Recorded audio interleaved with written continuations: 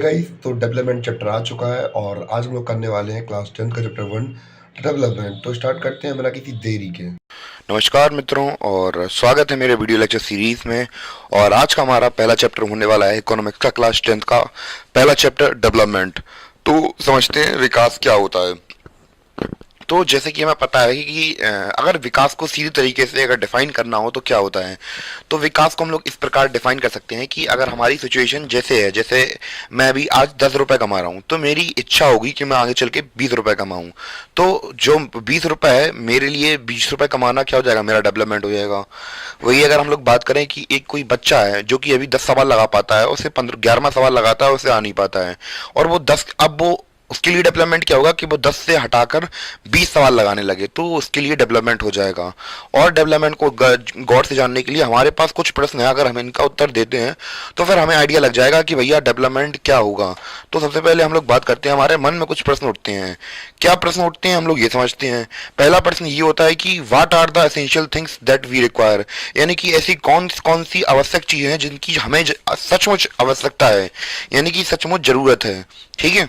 दूसरा क्वेश्चन हमारे मन में आता है कि भैया ऐसी कौन सी, can life be better for all, तो क्या लाइफ हम सब के लिए अच्छी हो सकती है, मतलब बेहतर हो सकती है क्या।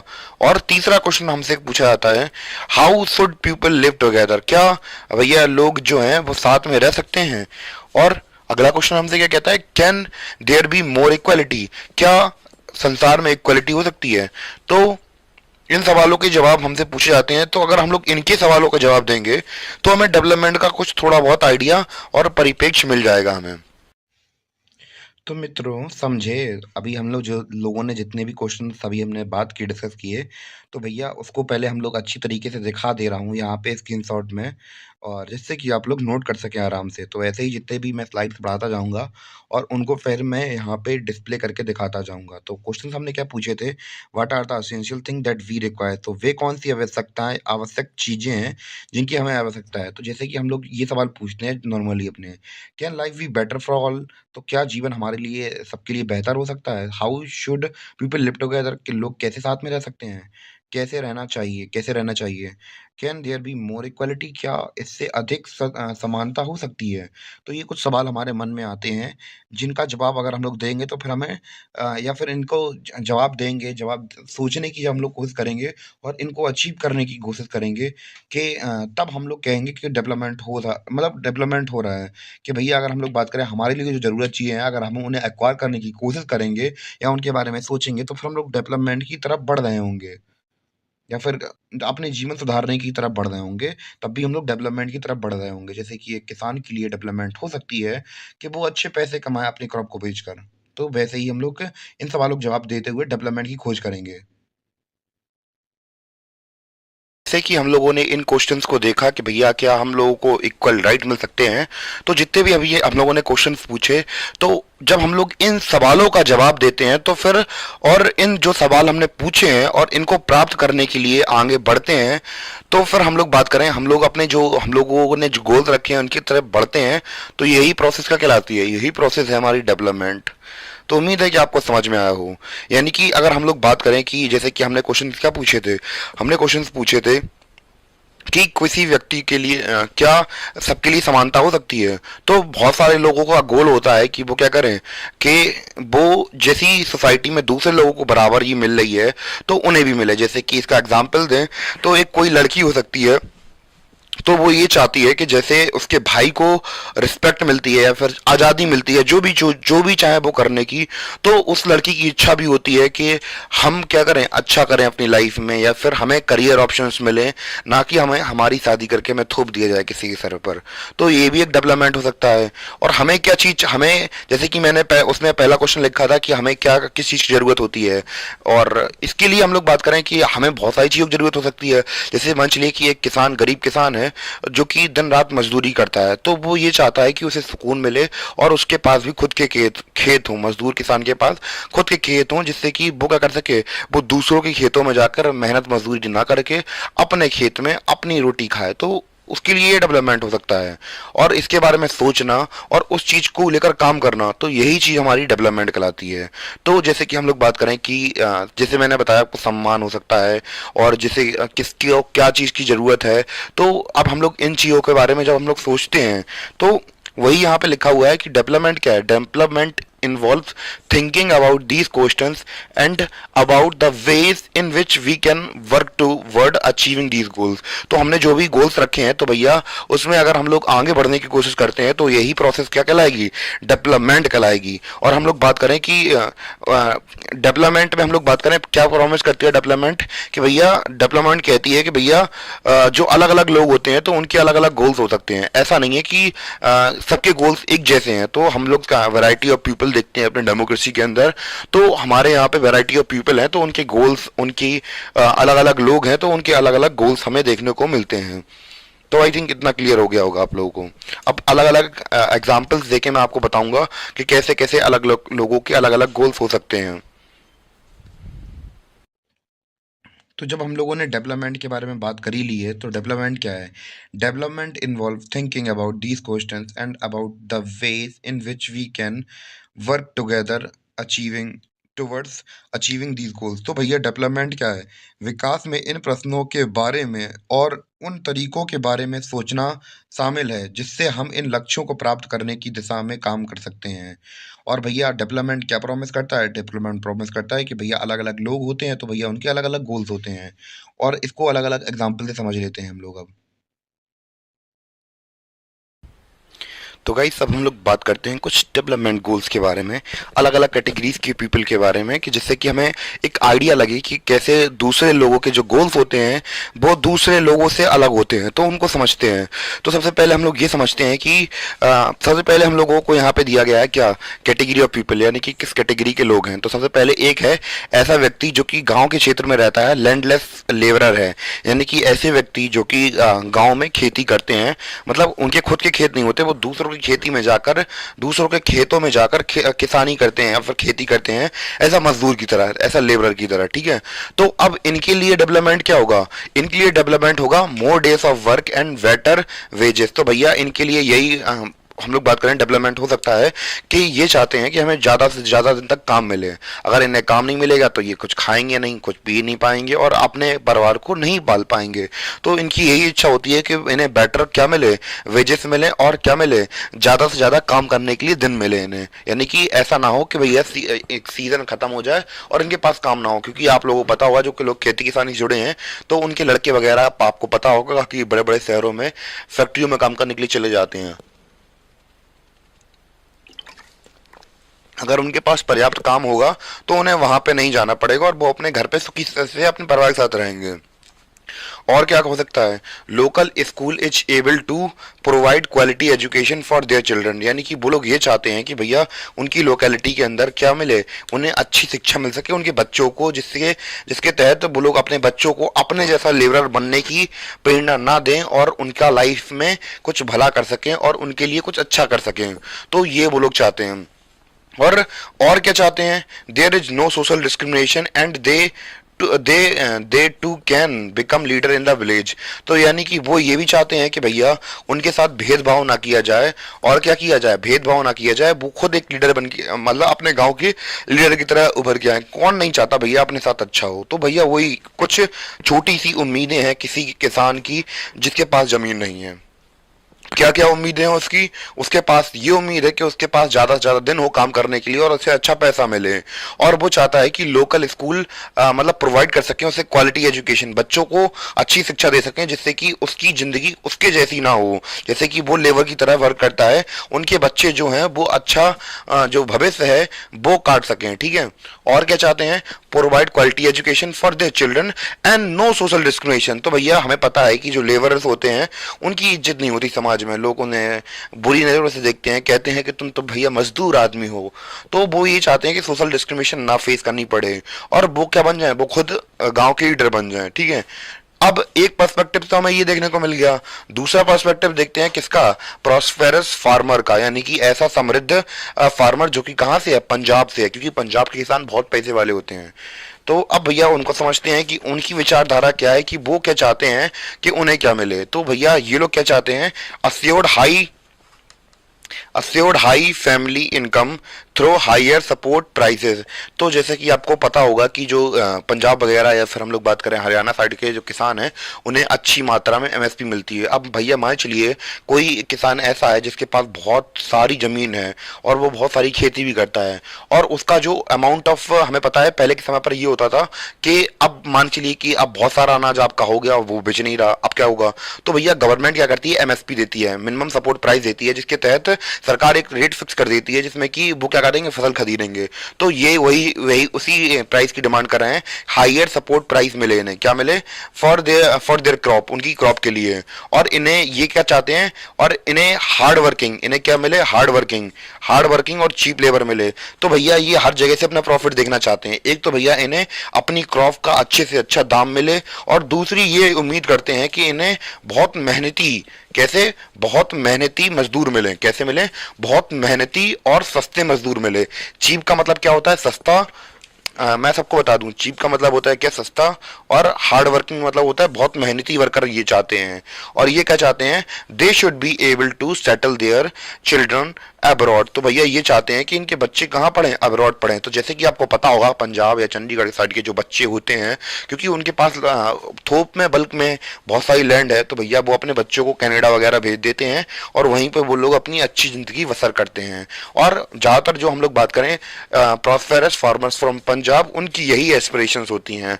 तो आप लोग यहाँ पे डेवलपमेंट गोल लिख दीजिए या फिर एस्पिरेशंस लिख दीजिए यहाँ पे, तो दोनों बात सही होंगी।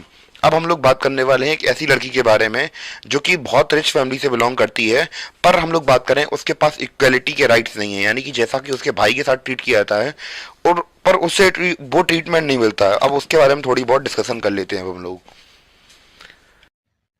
तो हम लोग बात करें, ये हमें अलग अलग कैटेगरी के गोल्स दिए गए हैं, मतलब अलग अलग जो समाज के लोग होते हैं उनके बारे में। तो इसमें हम लोगों ने जैसे व्हाइट बोर्ड पे अभी हमने देखा कि हम लोगों ने लैंडलेस रूरल के बारे में तो देख लिया, और प्रॉस्पेरस फार्मर और फ्रॉम पंजाब के बारे में देख लिया, पर rich girl from urban family से इसके बारे में नहीं देखा।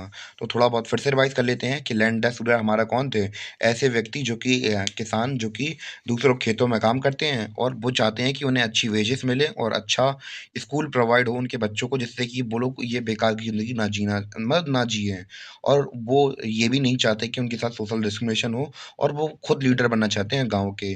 और प्रॉस्पेरस फार्मर क्या चाहता था हमारा पंजाब से, वो चाहता था कि भैया उसकी जो इनकम है फैमिली की वो बढ़ जाए, और उसे मिनिमम सपोर्ट प्राइस जो मिलता है, एमएसपी मिलती है, वो अच्छी मिलने लगे, ठीक है, और उसे हार्ड वर्किंग और सस्ते लेबर मिलने लगे, जिससे कि उसका प्रॉफिट डबल हो जाए, और वो ये कर सके कि अपने बच्चों को विदेश भेज सके अच्छे तरीके से पढ़ने और रहने के लिए। और एक पॉइंट हमने अभी डिस्कस नहीं किया था अपने व्हाइट वुड के सेशन में, कि एक गर्ल थी किससे, रिच अर्बन फैमिली से, वो उसके एस्पिरेशंस क्या होंगे, तो उसके एस्पिरेशंस क्या होंगे, वो चाहती है उतनी ही फ्रीडम जैसे कि उसके भाई को मिलती है। तो वो यही चाहती है कि भैया वो भी कुछ अपनी लाइफ में करे, और वो अपनी क्या चाहती है, अपनी स्टडीज़ विदेश में करना चाहती है। तो जैसे कि आप लोगों को पता होगा, ये हमारे घर का डेली का मामला है कि भैया हमारी बहनें चाहती हैं कि उन्हें बाहर घूमने का मौका मिले, क्योंकि अगर लड़की अगर घर से बाहर जाती है, तो उस लड़की के घर वाले सवाल पूछते हैं, बेटा कहाँ गई थी, क्यों गई थी, कैसे गई थी। तो ये सभी के मन में सवाल आता है, ये सारी चीज़ें आम आम बातें होती हैं किसी के मन में आना, पर लड़कों के लिए कभी नहीं कहा जाता है। तो ऐसी फ्रीडम वो लड़की भी चाहती है, कोई भी लड़की का नाम मान लीजिए। तो ऐसे करके अलग अलग लोगों के, अलग अलग कैटेगरी ऑफ पीपल के, पर्सन के क्या हो सकते हैं, एस्पिरेशंस या डेवलपमेंट गोल्स हो सकते हैं। तो हम लोगों ने इतने लोगों की एस्पिरेशंस तो देखी। अब एस्पिरेशंस देखने के बाद हमें पता चला कि भैया जो लड़की थी सनाया, उसकी डिमांड और कुछ थी। जो प्रॉस्पेरस किसान था उसकी डिमांड ये थी कि भैया उसके बच्चों को बाहर भेजने का, विदेश में भेजने का मौका मिले। और जो गरीब किसान था, जो लेबर थे, तो भैया वो चाहते थे कि उन्हें पर्याप्त काम मिलता रहे, ठीक है। तो अब हमने जैसा कि देखा कि हम लोग इससे क्या समझे, इतनी हमने एस्पिरेशंस देखी तो इससे हम लोग क्या समझे, इससे हम लोग ये कंक्लूजन निकाल पाए कि जितने भी पर्सन होते हैं सबकी अलग अलग इच्छाएं होती हैं और अलग अलग डेवलपमेंट होते हैं। यानी कि अब हम लोग ये नहीं कह सकते जैसे कि गरीब लेबर लेबर था वो कह रहा था कि हमें काम मिलता रहे, पर प्रॉस्पेरस किसान को काम करने की जरूरत ही नहीं है, तो अब उसका डेवलपमेंट उसकी इच्छा नहीं है। और अगर हम लोग बात करें they seek things that are important to them, तो वो केवल उन चीज़ों पर ध्यान देते हैं जो कि इनके लिए ज़रूरी हैं। अब भैया जो गरीब किसान है, जो गरीब लेबरर था, उसके लिए बराबर के अधिकार मिलना कोई इतनी ज़्यादा इम्पोर्टेंट की बात नहीं है। वो नहीं चाहता कि उसे भी अपने भाई की तरह स्कूल भेजा जाए जैसे कि सनाया चाहती थी। तो अब उनके लिए जो इम्पोर्टेंट होगा वो उनका डेवलपमेंट हो सकता है, वो उनके लिए इम्पोर्टेंट होगा, तो वो केवल उन चीज़ों पर ध्यान देंगे जिनकी उनकी ज़रूरत है। अब जैसे हम लोग सनाया का एग्जाम्पल लेते हैं, तो सनाया के लिए जरूरी क्या था, उसे वो चाहिए था, अधिकार चाहिए थे अपने लिए कि भैया वो विदेश जाके पढ़ना चाहती है, और जो उसे जो वो अधिकार चाहिए थे जो उसके भाई को मिलते हैं, ठीक है। पर उसे उसके जो लेबर था कि उसे उसके काम मिलता रहे, उससे कोई मतलब नहीं था। या फिर वो गांव का प्रधान बन जाए, वो घंटा फर्क नहीं पड़ता लड़की को कि उसे वो गांव का प्रधान बने या खुद का प्रधान बने, उससे कोई मतलब नहीं है। उसके लिए केवल इतना इंपॉर्टेंट है कि जैसे उसके भाई को राइट्स मिलते हैं उसे भी राइट्स मिले हैं, तो वो ये चाहती है। और घंटा बोलने के लिए सॉरी, अगली बार ध्यान रखूंगा। तो हम लोग ये समझ सकते हैं कि दो ग्रुप या दो पर्सन का जो वो लोग डेवलपमेंट मांगते हैं, जैसे कि हम लोग बात करें जो भी डेवलपमेंट मांग सकते हैं, तो वो कभी कभी कॉन्फ्लिक्टिंग हो सकती हैं। कैसे कैसे कॉन्फ्लिक्टिंग होती हैं, इसको एग्जाम्पल की मदद से समझने की कोशिश करते हैं हम लोग, कैसे वो दो चीज़ें कॉन्फ्लिक्टिंग हो जाएंगी या फिर कॉन्ट्राडिक्टरी हो जाएंगी, जिसके तहत हम लोग ये समझेंगे कैसे कैसे चीज़ें बिगड़ जाएंगी दोनों के लिए। हम इस बात को लेकर बात करने वाले हैं।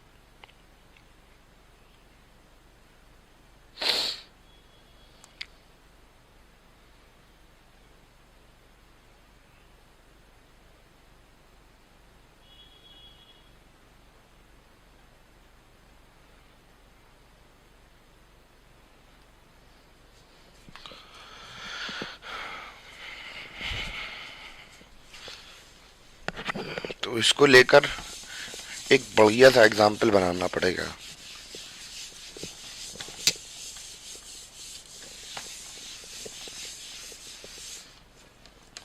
तो अगर हम लोग बात करें कि एक किसान है, मान चलिए, ठीक है, फार्मर है, और दूसरा कौन है, लेबरर है, ठीक है। अब हम लोग बात करें कि जो फार्मर है, अब जो लेबर था, हम लोग बात करें उसकी क्या डिमांड थी कि भैया उसके वेजेस कैसे मिले उसे, उसके वेजेस उसे ज़्यादा मिले। तो अगर इसके वेजेस ज़्यादा जाएंगे तो इसके वेजेस, इसका जो प्रॉफिट मिल रहा है वो कैसा हो जाएगा, कम हो जाएगा, ठीक है। इनके लिए डेवलपमेंट होगा पर इनके लिए अनडेवलपमेंट होगा, ठीक है।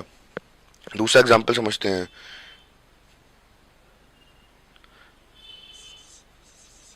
कोई भी इंसान हो वो कहता है कि भैया मैं थोड़ा लिमिटेड ही काम करूं और ज़्यादा काम ना करवाया जाए हमसे, बस जितना हम लोग करें उतना मिल जाए हमें। ये कहता है कि मतलब, और ये भी चाहते हैं कि हम लोग कम काम करें और ज़्यादा पैसा मिले, इनकी डिमांड ये रहती है। और ये कहते हैं कि हमें कम पैसा देना पड़े। जो किसान होता है वो कहेगा कि हमें कम पैसा देना पड़े और ज़्यादा से ज़्यादा ये मजदूर काम करे। तो हमने ये देखा कि जो कुछ किसी लोगों के लिए, जैसे इनका डेवलपमेंट, अब जैसे मान चलिए ये लीडर बनना चाहते थे, हमने बात की थी, ये क्या करना चाहते थे, जब गांव के लीडर बनना चाहते थे, अगर ये लीडर बन जाएंगे तो फिर ये क्या, कहाँ चले आएंगे, खो जाएंगे क्या। तो भैया इनका डेवलपमेंट इनके लिए डेवलपमेंट नहीं है, तो भैया इसके कॉन्फ्लिक्टिंग में आ जाएगा। अगर इनकी वेजेस, अगर इनकी ये वेजेस बढ़ेंगी तो इनका प्रॉफिट कम हो जाएगा, तो इनका डेवलपमेंट इनके लिए विनाशकारी हो सकता है, और इनका डेवलपमेंट इनके लिए विनाशकारी हो सकता है। क्योंकि भैया अगर ये चाहते हैं कि ज़्यादा से ज़्यादा प्रॉफिट मिले, तो ये क्या करेंगे, लेबर की सैलरीज को या वेजेस को कट कर देंगे। तो इनका डेवलपमेंट इनके लिए बुरा है, इनका डेवलपमेंट इनके लिए बुरा है। तो कभी कभी दो पर्सन का या दो ग्रुप का हम लोग बात करें कि जो डेवलपमेंट होता है वो कॉन्फ्लिक्टिंग हो सकता है, ठीक है। इतना पॉइंट क्लियर हुआ। तुम लोग बात करें कि इतना सब कुछ जानने के बाद हमारे सामने दो चीज़ें बिल्कुल क्लियर हो जाती हैं। क्या चीज़ें, दो चीज़ क्लियर हो जाती हैं कि पहला कि भैया अलग अलग लोगों के अलग अलग डेवलपमेंट गोल्स होते हैं। यानी कि ऐसा नहीं है कि मेरा जो डेवलपमेंट गोल है तो सामने वाले व्यक्ति का भी डेवलपमेंट गोल हो। जैसे कि अगर जो मैं चाहता हूँ, जैसे मैं चाहता हूँ कि मैं अच्छा पढ़ा सकूँ, कि जिससे कि मेरी एक अच्छी अर्निंग हो सके, और शायद आपके लिए ये डेवलपमेंट नहीं हो सकती है पर मेरे लिए हो सकती है ये। तो हम लोग क्योंकि अलग अलग पर्सन है, मैं और आप एक अलग अलग पर्सन है, तो हम लोगों के पर्सपेक्टिव से जो डिफरेंट हम लोग हैं, तो हम लोग के अलग अलग गोल्स डेवलपमेंट गोल्स हो सकते हैं। दूसरा क्या है कि भैया हम लोगों के जो डेवलपमेंट गोल्स हैं वो दूसरों के लिए डेवलपमेंट गोल्स नहीं हो सकते, बल्कि उससे हम लोग बात करें ये क्या हो सकते हैं, डिस्ट्रक्टिव भी हो सकते हैं। जैसे कि अभी हमने समझा कि जो अगर वेजेस अगर हम लोग एक किसान की बढ़ा देंगे तो जो प्रॉफिट है किसके, फार्मर के, तो वो कम हो जाएंगे। तो एक तरीके से हम लोग बात कर सकते हैं किसी का डेवलपमेंट किसी के लिए बुरा हो सकता है। जैसे कि मान चलिए एक दुकान में कोई लड़का काम करता है, तो वो डिमांड करता है कि नॉर्मली एक लड़कों को कितने मिलते हैं, 6,000 रुपये मिलते हैं, 7,000 रुपये मिलते हैं, तो वो डिमांड करता है कम से कम उसे 10,000 रुपये दिए जाएं। तो अगर उसे 10,000 रुपये दिए जाएंगे तो जो सैलरी है, जो प्रॉफिट है किसका, दुकान के ओनर का, तो वो कम नहीं हो जाएगा। तो इससे हम लोग ये समझ सकते हैं कि किसी का डेवलपमेंट किसी के लिए डिस्ट्रक्शन बन सकता है। ठीक है, दो पॉइंट तो हो गए क्लियर। अब हम लोग बात करते हैं किसके बारे में कि भैया अब हम लोग सबको तो डेवलपमेंट दे नहीं सकते हैं, क्योंकि अगर हम लोग सबके लिए डेवलपमेंट करेंगे तो किसी के लिए डिस्ट्रप्टिव हो जाएगा। तो हम लोग क्या करेंगे, एक कॉमन चीज ढूंढेंगे तो जो सबके लिए क्या हो, प्रॉफिटेबल हो, यानी कि एक ऐसी चीज कर सकते हैं जैसे कि जिसमें कि सभी को फायदा हो। जैसे कि पैसे बढ़ाना, तो एक तरीके से पैसे हम लोग किसान की बढ़ा सकते हैं, और किसान और एक तरीके से वेजेस आम आदमी की मतलब उसकी लेबर की बढ़ा सकते हैं। कैसे, उसको समझते हैं कि कुछ कॉमन डेवलपमेंट गोल्स ढूंढेंगे जो कि सबके एक तरीके से होते हैं, और उनको समझने की कोशिश करते हैं अब हम लोग। तो क्या एक सब में इक्वल हम लोग बात करें डेवलपमेंट गोल हो सकते हैं, उसके बारे में थोड़ा बहुत डिस्कशन कर लेते हैं। तो हम लोग बात करें कि लोग क्या चाहते हैं, तो सब में कॉमन क्या हो सकता है कि उनकी, सब लोग यही चाहते हैं कि उनकी बेटर वेजेस हो जाएं। सभी लोग ये चाहते हैं, चाहे वो किसान हो, चाहे मैं हूँ, चाहे आप हूँ, तो कोई भी चाहता है उसकी बेटर वेजेस हो। क्या कॉमनिटी पाई गई डेवलपमेंट में। और नॉर्मली लोग क्या चाहते हैं, उन्हें रेगुलर वर्क मिलता रहे, क्योंकि अगर उनके पास काम नहीं होगा तो उनके पास उनका जो डेवलपमेंट है उसको होने में बहुत दिक्कत होगी। और तीसरा क्या कि भैया कोई भी अगर प्रोडक्ट, जो कोई भी व्यक्ति हो जो कि प्रोडक्ट वगैरह बनाता हो, तो भैया वो क्या चाहते हैं कि भैया उनकी एक डिसेंट प्राइस ही मिले उन्हें अपनी क्रॉप्स के लिए, या फिर कोई अगर मैन्युफैक्चरर्स हो तो उनके लिए अपने प्रोडक्ट के लिए वो क्या चाहते हैं कि उन्हें प्रोडक्ट के लिए एक अच्छी प्राइस मिले। ऐसा नहीं कि हाइप करा के जाए, पर नॉर्मली ठीक ठाक प्राइस मिल जाए। मैं सिंपल मीनिंग में और क्या चाहते हैं लोग, हम लोग देखें तो और क्या चाहते हैं, इक्वल ट्रीटमेंट। अब भैया ऐसा तो नहीं है कि आप जा रहे हो रास्ते में और कोई आपको गाली दे दे, ये कह दे कि आप बहुत गंदे दिखते हैं, तो ऐसा नहीं होता है। या फिर आपकी जाति को लेकर कुछ कह दें, आपके समाज को लेकर कुछ कह दें, तो ये हमारे नहीं होता है हमारे में। ठीक है, और फ्रीडम, फ्रीडम चाहते हैं लोग। क्या चाहते हैं कि उन्हें आज़ादी मिले कि जो भी वो करना चाहें, जहाँ घूमना चाहें घूम सकते हैं।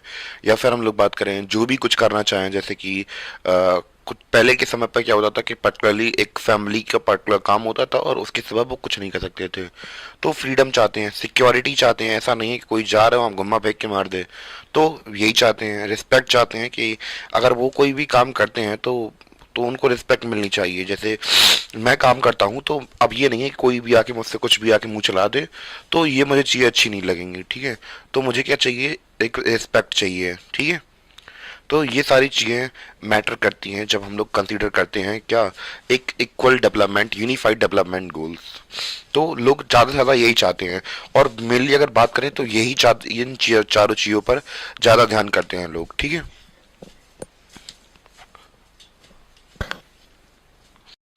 तो जैसा कि हमने बात की कि भैया लाइफ में अब हम लोग बात करने वाले हैं कि इनकम को लेकर, तो हम लोगों ने बात कर ही ली कि लाइफ में किसी भी पर्सन की जो इनकम होती है वो एक बहुत बड़ा मैटर रोल करती है। कि किसी भी कंट्री के अंदर अगर किसी भी लोग की जो इनकम होती है तो वो सोशल में आपकी हायरार्की फिट करते हैं सोसाइटी के अंदर। कि अगर आप लोग अमीर हैं तो फिर आपके साथ अच्छा ट्रीट होगा, अगर नहीं है तो फिर आपके साथ बहुत बुरा ट्रीट किया जाएगा। तो ये हमें सोसाइटी के अंदर देखने को मिलता है। तो वैसे ही हमारी लाइफ में हम लोग बात करें, केवल हम लोग मनी के अलावा भी दूसरी क्वालिटी ऑफ लाइफ होती है। जैसे कि अगर हम लोग बात करें कि सोशल रिलेशनशिप हमारे कैसे हैं, कि आप कमा तो 20-30 लाख रुपए रहे हैं, बोलने वाला घर में कोई नहीं है, और आप बस तन्हाई में अकेले बैठे रहते हैं, सोचते रहते हैं काश कोई ऐसा होता जो मुझे प्यार करता। तो बस आप सोचते ही रहेंगे, होने वाला कुछ नहीं है, बस शादी कर लेना, फिर इससे ज़्यादा कुछ नहीं कहूँगा मैं।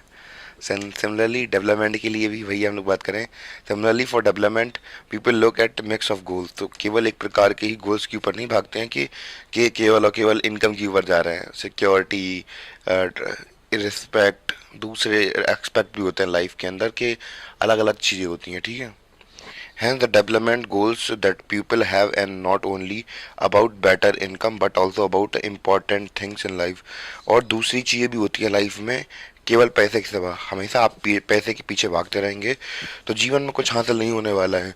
अगर आप लोगों को पता हो, जो सिकंदर था, अलेक्जेंडर नाम का एक राजा था कुछ 2000 साल पहले, जिन्हें सुना होगा आप लोगों ने, सिकंदर महान के बारे में सुना होगा। तो जब वो मरने वाले थे तो कहानी कही जाती है कि उन्होंने कहा था जब मैं मर जाऊं तो मेरे दोनों हाथ खुले करके रखना, जिससे कि लोगों को पता चले कि दुनिया का सबसे ताकतवर राजा अपने साथ मरने के बाद कुछ नहीं ले जा पा रहा। तो इससे एक सीख मिलेगी।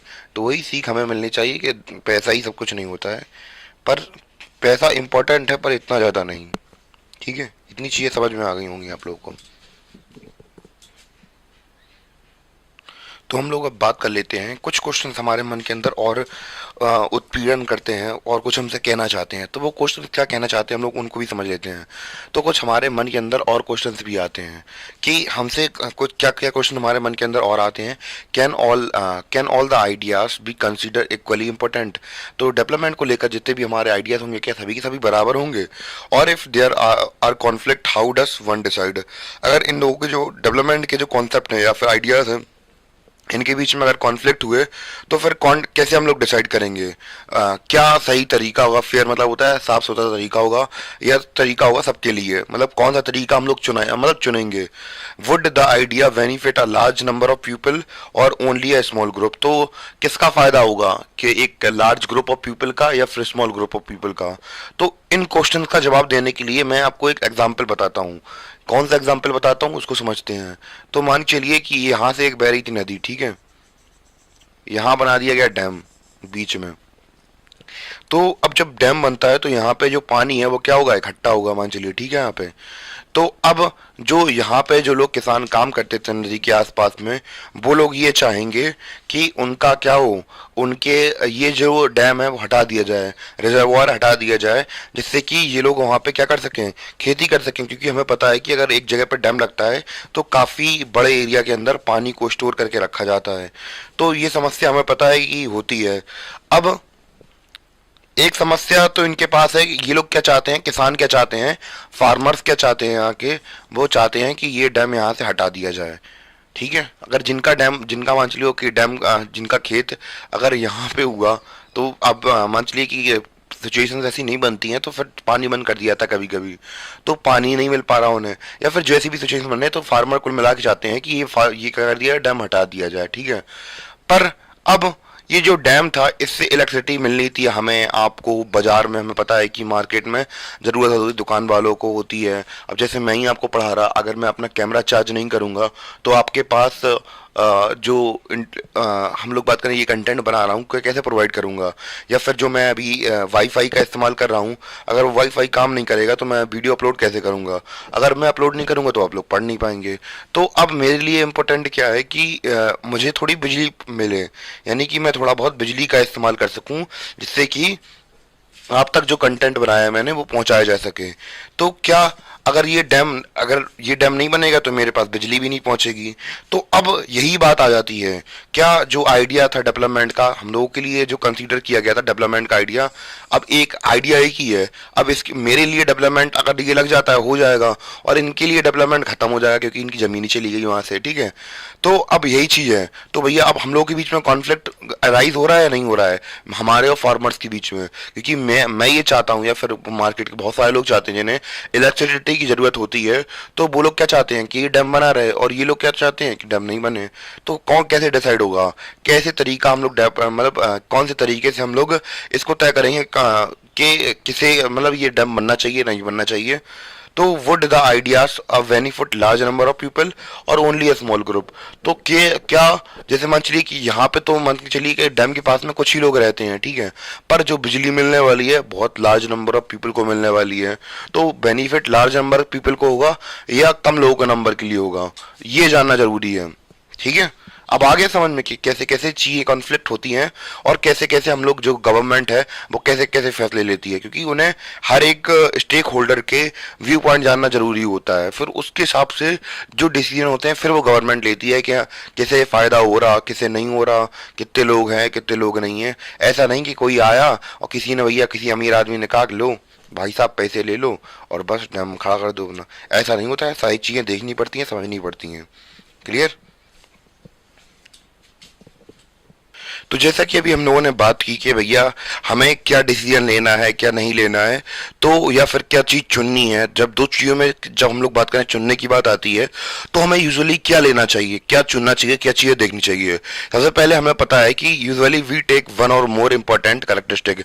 तो जैसे ही हम लोग बात करें किसी भी चीज़ को अगर हमें चुनना होता है तो दो चीज़ों को अगर कंपेयर करना है हमें, तो क्या हमें ये डिसीजन लेना चाहिए ये लेना चाहिए, तो उसमें ये होता है कि हमें उसके क्या करना चाहिए, अलग अलग परिप्रेक्ष्य देखने चाहिए। ऑफ अ पर्सन या पे किसी पर्सन को चुनना हो तो उसमें क्या करना चाहिए, अलग अलग परिप्रेक्ष्य देखने चाहिए। And compare them based on the characteristic. तो उनके अलग अलग उसके जो कैरेक्टरिस्टिक हैं, जैसे दो व्यक्ति के बीच में या दो डिसीजन के बीच में कोई चीज़ हमें चुननी है तो उनकी कंपेरिजन मतलब देखते हैं कि क्या हम लोग ये इसको चुनना चाहिए या उसको चुनना चाहिए, इसमें ये चीज़ अच्छी होती है, उसमें ग्राफिक्स अच्छे होते हैं, इसमें डिजाइनिंग अच्छी है, इसका प्रिंट अच्छा आता है। तो हमें अलग अलग पर्सपेक्टिव देखने चाहिए जब भी हम लोग कोई डिसीजन लेते हैं या फिर कोई चीज़ चुनते हैं। ठीक है, तो of course there can be differences about what are the important characteristic that we should form on the basis of comparison. तो जब हम लोग कंपैरिजन करते हैं किसी भी चीज़ में तो उसकी ऑब्वियस सी बात है हम लोग के हर एक परिप्रेक्ष्य में उस चीज़ को कंपेयर करते हैं एक दूसरे से, और जो ज़्यादा चीज़ अच्छी होती है बस उसे हम लोग चुन लेते हैं। यही तरीका है भैया किसी भी चीज़ का चुनने का कि भैया दोनों चीज़ सामने आमने सामने रखो और देखो कोई चीज़ अच्छी है या खराब है, तो उनके कैरेक्टरिस्टिक पहचानो और देखो उनमें क्या क्या सिमिलरिटी देख रहे हैं, क्या डिफरेंसेस है, इसमें ज़्यादा अच्छा दिखे उसे चुन लो। और यही होता है डेवलपमेंट के लिए। ठीक है, अगर हम लोग बात करें कि अगर कंट्रीज के बीच में अगर हमें डेवलपमेंट देखनी हो तो केवल और केवल हम लोग ये नहीं कह सकते हैं कि कंट्रीज के बीच में अगर कंपैरिजन करना हो कि कौन अच्छी है या फिर कौन ज़्यादा अच्छी नहीं है, उसके बारे में पता करना हो तो उनकी एक इनकम एक बहुत इंपॉर्टेंट पर्सपेक्टिव बन जाता है या फिर इंपॉर्टेंट एक्सपेक्ट बन जाता है किसी भी कंट्री को देखने का वो डेवलप्ड है या नहीं है। तो इनकम है, पर इनकम के अलावा भी कई चीजें होती हैं, जरूरी नहीं कि केवल पैसा ही आपको सुख दे। तो हम लोग ये देखते हैं कि बहुत सारी छोटी कंट्रीज ऐसी होती हैं जो कि कई मामले में अच्छी होती हैं, भले ही उनके पास पैसा ना हो, और कुछ कंट्रीज बड़ी हैं और उनके पास काफी पैसा है पर वो कुछ मामलों में अच्छी नहीं होती हैं। तो हम लोग अब अलग अलग एक्सपर्ट के बारे में बात करते हैं कि केवल एक ही चीज इंपॉर्टेंट नहीं होती। जैसे अगर आप लोग जीडीपी की बात करते हैं, जैसे कोई कंट्री अच्छी होती है या खराब होती है तो इसमें हमें ये नहीं पता चलता है कि भैया उसकी जीडीपी अच्छी जीडीपी ज़्यादा ही हो। तो इस कंट्री की हमें ये भी देखना चाहिए कि वुमेन्स एजुकेशन कैसा है, लिटरेसी रेट कैसा है, और जो चाइल्ड बर्थ रेट है वो कैसा है, अलग अलग क्वालिटी ऑफ लाइफ कैसी है। तो डेवलपमेंट के अंदर बहुत सारी चीज़ आ जाती हैं कि जरूरी नहीं कि केवल इनकम ही एक तरीके से हम लोग बात करें पैरामीटर बनता है किसी भी चीज़ को नापने का या डेवलपमेंट करने का। तो अलग अलग परिप्रेक्ष्य से हम किसी कंट्री को नापते हैं और उनमें से एक इम्पोर्टेंट एक्सपर्ट इनकम भी है, पर इनकम के अलावा भी कई चीज़ें होती हैं। तो जैसा कि अब हम अभी तक हम लोगों ने बात की थी, तो किसी कंट्री के बारे में अगर हमें पता करना हो कि वो कितनी अच्छी है, तो इसमें हमने बात स्टार्टिंग में ही कह दिया था कि मनी इंपॉर्टेंट क्राइटेरिया है, पर उसके अलावा भी दूसरी चीज़ें हैं। पर सबसे ज़्यादा इंपॉर्टेंट क्या होता है कि कंट्री अगर पैसे वाली है तो वो सारी चीज़ें ढक सकती है, एक तरीके से कह सकते हैं हम लोग। तो इसी के साथ हम लोग ऐसी टूर के साथ रहते हैं और हम लोग देखते हैं कि किसी कंपनी किसी कंट्री के पास में अगर ज़्यादा पैसा है तो वो कुछ भी कर सकता है। लिटरली बात सही है कि अगर कंट्री के पास आधा पैसा हो तो आप क्राइम भी कर लें तो कोई दिक्कत नहीं होने वाली है। तो ये सब चीज़ें माफ़ कर दी जाती हैं। तो बस बाकी चीज़ें भी देखेंगे डेवलपमेंट में, ये मैं अलग पर्सपेक्टिव से बता रहा हूँ, चैप्टर के हिसाब से नहीं है। तो मैं बता दूं कि भैया कंट्री जो मतलब हाई इनकम रहती हैं अच्छा परफॉर्म करती हैं। तो जैसे कि अगर अगर हम अपने ही बात देश की बात करें तो काफ़ी बड़ी जीडीपी हो, काफ़ी बड़ी इकोनॉमी बन चुकी है इंडिया की। पर अगर अलग अलग सेक्टर्स में देखा जाए, जैसे हम लोग बात करें जेंडर गैप इंडेक्स हुआ या फिर हम लोग दूसरे इंडेक्सेस की बात करते हैं, पोवर्टी रेट हुआ या फिर दूसरे इंडेक्स की बात करें, तो उसमें हम अच्छा परफॉर्म नहीं कर पाते हैं। भले ही हम लोग बात करें तो वर्ल्ड की लार्जेस्ट इकोनॉमीज में आते हों, फिर भी वो हम लोग क्राइटेरिया अभी तक हम लोग कवर नहीं कर पा रहे हैं, क्योंकि हम लोग जीडीपी का कॉन्सेप्ट थोड़ा अलग होता है और उसमें डेवलपमेंट का कॉन्सेप्ट थोड़ा अलग होता है। ये दोनों चीज़ अलग अलग है। डेवलपमेंट और जीडीपी से अंतर बहुत जमीन आसमान का अंतर है। ठीक है, तो अगर हम लोग बात करते हैं, अब वो सब छोड़िए, उस चैप्टर पे आते हैं। तो कंट्रीज जिनके पास हायर इनकम होती है, तो भैया इनकम के बारे में हमने बात की कि कंट्री के पास अगर ज़्यादा इनकम होगी तो वो डेवलप कहलाएंगी दूसरी कंट्रीज के पर्सपेक्टिव में। तो हम लोग बात करें जिनकी कम इनकम है उनके पर्सपेक्टिव में, जिनके पास ज़्यादा पैसा आता है या फिर ज़्यादा मनी होती है, वो कंट्रीज क्या कहलाएंगी? Develop countries कहलाएंगी। तो भैया इकोनॉमी के अंदर अगर आपको कंट्रीज को डिवाइड करना है तो अलग अलग आप लोग डिवाइड कर सकते हैं। तो हमारे पास तीन प्रकार की कंट्रीज आती हैं। एक तो होती है अंडर डेवलप्ड, दूसरी होती है डेवलपिंग कंट्रीज, और तीसरी होती है डेवलप कंट्रीज, जैसे यूएसए और यूके वगैरह, ये सब डेवलप कंट्रीज के अंदर आती हैं। और हाँ, जैसे हम हुए, इंडिया हुई, चाइना हुई, तो ये डेवलपिंग कंट्रीज में आती है। ठीक है, तो जैसे कि हमने बताया कि greater income is an important goal for a country. तो किसी भी कंट्री या नेशन के लिए इम्पोर्टेंट गोल क्या हो सकता है? तो अगर पैसे से मजबूत है तो आप लोग काफ़ी कुछ कर सकते हैं अलग अलग चीज़ों को लेकर। तो वही यहाँ पे पॉइंट लिखा हुआ भी है कि greater income is a important goal for nation. तो इम्पोर्टेंट मतलब अगर पैसे से आप समृद्ध हैं तो आप लोग बहुत चीज़ें कर सकते हैं दुनिया में। ठीक है, now what is the income of a country? तो इनकम क्या हम लोग बात कर सकते हैं, कंसीडर कर सकते हैं, क्या हो सकती है देश की इनकम, कैसे बताएंगे? तो यहाँ पे ये स्पेलिंग में बता दूं, INT। मैं यहाँ पे फिर से स्पेलिंग बता दिया क्योंकि छोटा लग रहा है मुझे भी ये देखने में दूर से। तो स्पेलिंग बता दिया, INTUITIVELY। Intuitively the income of the country is the income of all resident of the country. तो भैया सभी जैसे मान चलिए कोई व्यक्ति है, वो 5 रुपए कमा रहा, एक कंट्री के अंदर 3 लोग रहते हैं, एक बंदा कमा रहा 10 रुपए, दूसरा बंदा कमा रहा 10 रुपए, और तीसरा बंदा भी कमा रहा 10 रुपए। एक एग्जाम्पल की तरह बता रहा हूँ मैं। तो तीनों की जो इनकम होगी वो कितनी होगी? 30 रुपए हो जाएगी। तो यही देश की इनकम कहलाएगी। ठीक है, this give us the total income of a country. तो बस इससे हमें कंट्री की क्या मिल जाती है? टोटल इनकम के बारे में हमें पता चल जाता है। तो ऐसे करके बात करते हैं। और अब हम लोग और प्रिसाइजली बात करेंगे एवरेज इनकम के बारे में, कि एक्चुअली में हम लोग, ये तरीका नहीं होता कि सबकी इनकम जोड़ दो। और अब हम लोग बात करने वाले हैं और अच्छे मेजरमेंट के बारे में, जैसे कि हम लोग किसी कंट्री की जो इनकम होती है वो निकालते हैं या उसे हम लोग पता करते हैं।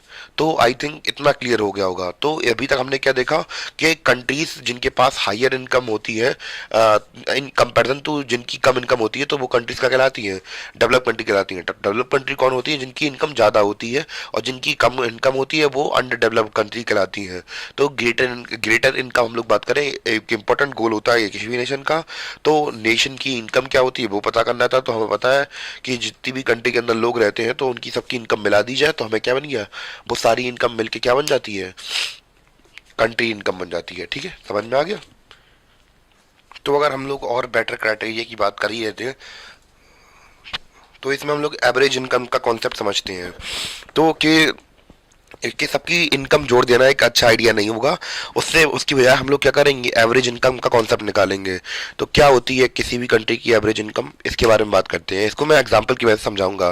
तो पहले ये पॉइंट समझ लेते हैं, तो इसको नोट कर लीजिए आप लोग। द बेटर स्टैंडर्ड और criteria of comparison is average income which is the total income of the country divided by its total population. तो the average income is also called per capita income. तो किसी country के अंदर कितने लोग अगर पैसा कमाते हैं तो उसकी कंट्री की हम लोग बात करें पर पर्सन पर कैपिटा इनकम कहलाती है। एवरेज इनकम ऑफ के क्या कहलाती है? पर कैपिटा इनकम कहलाती है। क्या होती है पर कैपिटा इनकम? इसको निकालते हैं। तो इसको एग्जांपल की मदद से समझते हैं। तो हमारे पास मान चलिए कि 100 लोग हैं जो कि अलग अलग अमाउंट ऑफ पैसा कमाते हैं। ठीक है, मान चलिए 40 लोग कमाते हैं 60 रुपए। ठीक है, और 30 लोग कमाते हैं 50 रुपए, और 4 3 7, और 20 लोग कमाते हैं 30 रुपए। ठीक है, और 10 लोग कमाते हैं 4 3 7 3 10 लोग कमाते हैं 100 रुपए। ठीक है, तो अब ये क्या है? अब हमें पता है कि देश के अंदर सभी लोगों की जो इनकम है सबकी बराबर थोड़ा ना होती है। तो हमें पता है कि एक कंट्री के अंदर अलग अलग इकोनॉमिक एक्टिविटीज़ होती हैं। जैसे कि हम लोग बात करें, कोई बढ़ई की दुकान में काम करता है, आप लोगों के पापा फैक्ट्रीज में काम करते होंगे या फिर ऑफिस में वर्क करते होंगे, गवर्नमेंट एम्प्लॉय होंगे। तो किसी की सैलरी 10,000, किसी की सैलरी 50,000, किसी की सैलरी 1 लाख, किसी की सैलरी 2 लाख। तो ऐसे करके सैलरी चलती है। ठीक है, तो अब इन सब की सैलरीज वगैरह मिल गई हमें।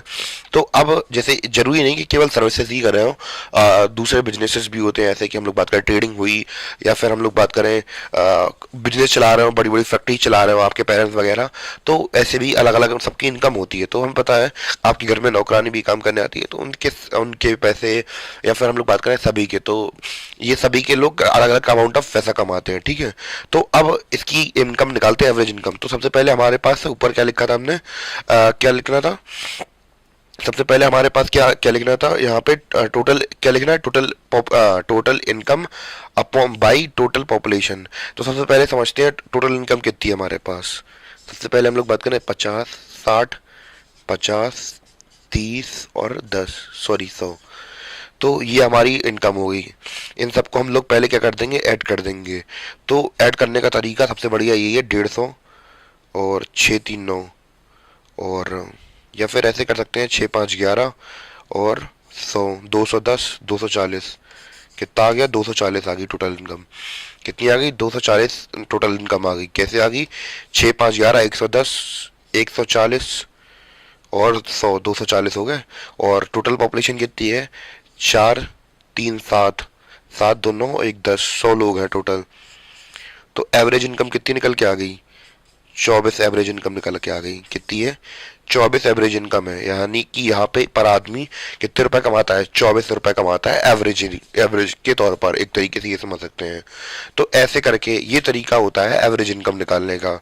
तो किसी भी कंट्री के अगर हम लोग एवरेज इनकम निकालते हैं तो वो कैसे निकालते हैं, इसी मेथड से निकालते हैं। तो आप लोग भी अलग अलग एग्जाम्पल लेके या फिर अपनी कंट्री की इनकम निकालने की कोशिश करिए और अलग अलग एग्जाम्पल्स इसको खोलने की कोशिश करिए। इसमें आप लोग जो वैल्यूज हैं वो थोड़ी इंटरचेंज कर सकते हैं, तो ऐसे करके आप लोग निकाल लेंगे इनकम। तो यही क्या कहलाती है, the average income is also called per capita income. तो भैया यही एवरेज इनकम क्या कहलाती है, पर कैपिटा इनकम कहलाती है। तो इसमें हमने इस वाले स्लाइड में हमने देखा कि हमने दो चीज देखी, क्या एवरेज इनकम कैसे निकालते हैं और एवरेज इनकम को कहते हैं क्या है, पर कैपिटा इनकम कहते हैं। क्लियर हो गया, तो इतना जल्दी से नोट कर लीजिए आप लोग। तो अब हम लोग गाइस बात करने वाले हैं वर्ल्ड बैंक क्राइटेरिया के अकॉर्डिंग। तो वर्ल्ड बैंक क्या कहता है कि कोई कंट्री डेवलप्ड या फिर लेस डेवलप्ड कब कहलाएगी, उसके बारे में बात करते हैं हम लोग। तो पहले मैं इसको एक्सप्लेन कर देता हूँ, फिर अच्छी तरीके से हम लोग बात कर दे। सॉरी फॉर जुकाम हो गया यार भाई, बहुत कस के। तो अब सबसे पहले मैं इसे एक्सप्लेन कर दूं, फिर हम लोग अच्छे से एग्जाम्पल से समझते हैं कि क्या कह रहा है अपना। मेरी तबीयत तो बढ़ती ही जा रही है, समझ में नहीं आ रहा आजकल।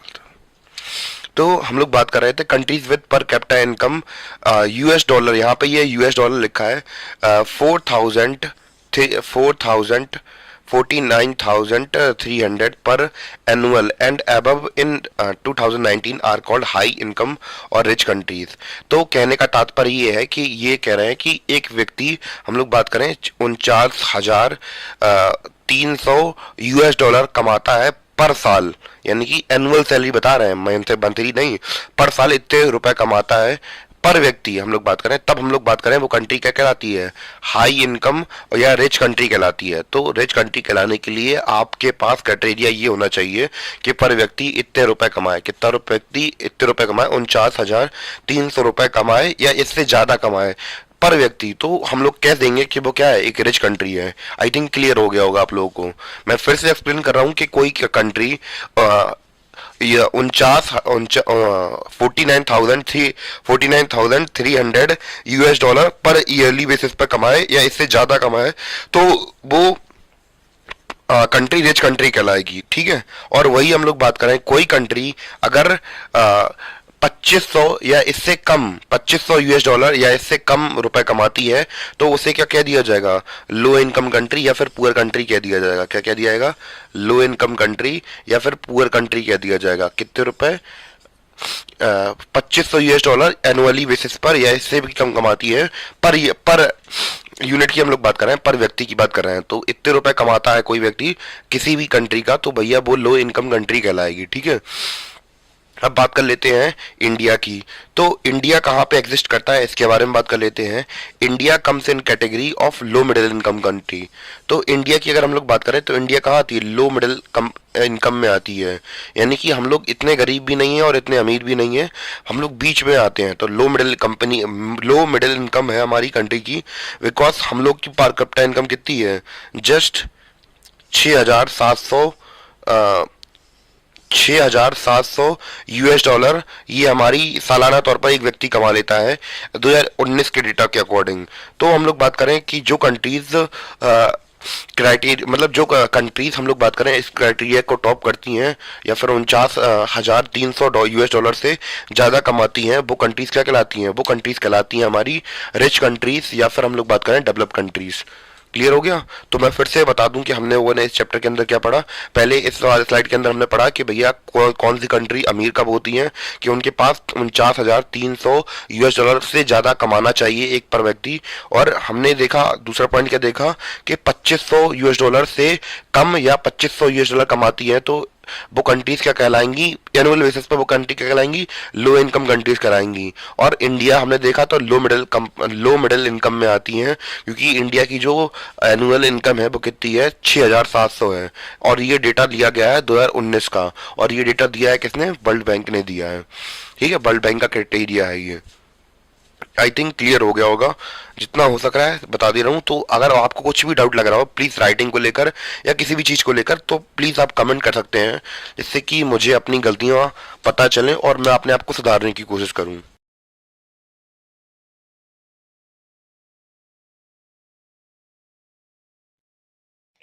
तो गाइस हम लोग बात कर रहे थे पर कैपिटा इनकम ऑफ स्टेट। तो भैया ये अलग अलग हम लोग बात करें कि अलग अलग राज्यों में पर कैपिटा इनकम दिया गया है। जैसे हरियाणा का दिया गया है कितना, 2,64,729। केरला का 2,34,405 और बिहार का 47,498। तो हमें पर कैपिटा इनकम का तो आइडिया लग गया।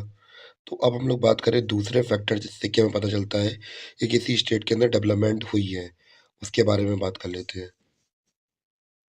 तो ये रहे हमारे अलग अलग फैक्टर्स। जैसे कि हम लोग बात कर रहे थे हम दूसरे डेवलपमेंट फैक्टर की। तो हरियाणा, केरला, बिहार में हमें एक्सपर्ट देखने को मिलते हैं। जैसे हरियाणा में मोटिलिटी रेट देखने को मिलती है हमें 28, और केरला में 6, और बिहार में 27। यानी कि हम लोग बात करें बच्चे ज़्यादा कहाँ मर रहे हैं, हरियाणा में ज़्यादा बच्चे मर रहे हैं, बिहार में कम बच्चे मर रहे हैं, और केरला में उससे ज़्यादा कम मर रहे हैं।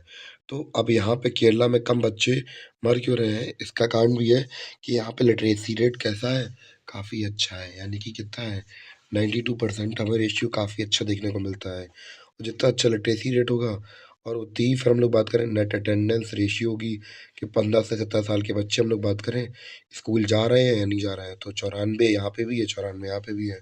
तो काफ़ी अच्छा परफॉर्म करता है केरला इन सब चीज़ों में। ये लिटरेसी रेट अच्छा है, जब लिटरेसी रेट अच्छा तो नेट अटेंडेंस रेशियो पर अपने आप अच्छे, और उसके अलावा इन्फेंट मोर्टेलिटी रेट अच्छा।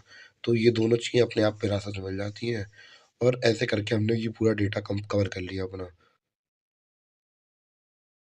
तो अब हम लोग बात करने वाले हैं कुछ ऐसे क्राइटेरियाज के बारे में। तो जैसे कि अभी तक हम लोगों ने बात की थी कि जो इनकम होती है वो एक काफ़ी अच्छा इंडिकेटर है कि बताने के लिए ये कंट्री डेवलप्ड है या नहीं है। तो जैसे कि हमने एक अभी बताया कि कुछ परसेंट पैसा होना चाहिए या फिर एक लिमिट तक पैसा होना चाहिए आपकी कंट्री के पास में पर पर्सन की इनकम में, कि वो क्या कर रहा है, इतना पैसा कमा रहा हो, तब हम लोग कह सकते हैं कि वो डेवलप्ड कंट्री का वासी है। तो एक इनकम के सिवा दूसरी चीज़ें भी तो होती हैं कि जो कि बताती हैं कि डेवलपमेंट कंट्री डेवलप्ड है या नहीं है। तो क्या पैसा ही हर चीज़ नहीं होती है, तो कौन कौन सी ऐसी चीज़ें होती हैं जो कि पैसों के अलावा चीज़ें ज़रूरी होती हैं। इन्फेंट मोर्टेलिटी रेट के उसका रेट के इन्फेंट मोर्टेलिटी रेट कैसा है, यानी कि एक पर्टिकुलर ईयर में हम लोग बात करें कि 1,000 बच्चों में से कितने बच्चे मर रहे हैं। तो अब जहाँ पे ज़्यादा बच्चे मरते हैं तो इसका मतलब ये है कि वहाँ का जो इन्फेंट मोर्टेलिटी रेट है वो कम है। तो अब इसका मतलब क्या है कि जो सुविधाएं हैं हम बच्चों को दे नहीं पा रहे हैं। यानी कि हम लोग बात करें जैसे ही बच्चे पैदा होते हैं तो वो हाल के हाल मर जा रहे हैं। तो इसके कई सारे रीजन हो सकते हैं। इसका रीज़न ये भी हो सकता है कि हम लोग हेल्थ फैसिलिटीज़ अच्छी नहीं दे पा रहे हैं कंट्री के अंदर, तो ये भी एक इंडिकेटर बनता है। या फिर हम एक अच्छी तरीके से न्यूट्रिशन नहीं दे पा रहे हैं मदर को। तो जैसे कि हमें पता है कि मान के चलिए कि कोई कंट्री डेवलप्ड है, ठीक है, जब कंट्री डेवलप होती है तो भैया डेवलप कंट्री में हम लोग बात करें कि वो लोग ज़्यादा से ज़्यादा कोशिश करते हैं कि बच्चे ना मारें, क्योंकि एक ह्यूमन एक अच्छा एसेट होता है एक किसी भी इकोनॉमी के लिए। तो उनकी जो कंट्री होती है, डेवलप कंट्रीज होती हैं, तो वो ध्यान रखती हैं कि अच्छी से फैसिलिटीज़ मिले प्रेग्नेंट वुमेन को, और हेल्थ फैसिलिटीज़ अच्छी मिले, न्यूट्रिशन काफ़ी अच्छा मिले एक महिला को। तो इन सारी चीज़ों पर ध्यान रखा जाता है जिससे कि बच्चे को जन्म देने में कोई दिक्कत ना हो। पर जो कंट्री डेवलप नहीं है तो वो क्या अपनी फैसिलिटीज़ दे पाएंगी? तो क्या वो हॉस्पिटल या मेडिकल फैसिलिटी या नरिशमेंट मदर को अच्छे से दे पाएंगे? क्योंकि हमें पता है कि जो बच्चों की जान होती है कितनी नाजुक होती है, कि उन्हें हर एक छोटी छोटी चीज़, कहीं पानी कमी ना हो जाए, कहीं ऐसी कमी ना हो जाए, तो जब बच्चे पैदा होते हैं तो हमने क्या समझा कि अगर कोई कंट्री अगर डेवलप्ड है तो वहाँ का इन्फेंट मोर्टेलिटी रेट कैसा होगा? बहुत कम होगा। यानी कि 1000 बच्चों में से कम 9 संतान बच्चे बच रहे हैं, 3 बच्चे मर जा रहे हैं। अब उनके लिए कोई कुछ नहीं कर सकता। अब बहुत कुछ कंडीशन ऐसी कॉम्प्लेक्स हो जाती हैं जहाँ पे इंसान कुछ नहीं करता, केवल वहाँ पे दुआएं काम आती हैं, ठीक है। तो इन्फेंट मोर्टेलिटी रेट क्या है कि भैया वही है, बच्चे की दर कितनी ज़्यादा, मतलब शिशु दर कितनी है, कि कितने शिशु मृत्यु दर कितनी है, कि किसी कंट्री के अंदर कितने बच्चे मर रहे हैं। अगर ज़्यादा मर रहे हैं बच्चे तो इसका मतलब ये है कि वो डेवलप कंट्री या फिर डेवलप स्टेट नहीं है, ठीक है।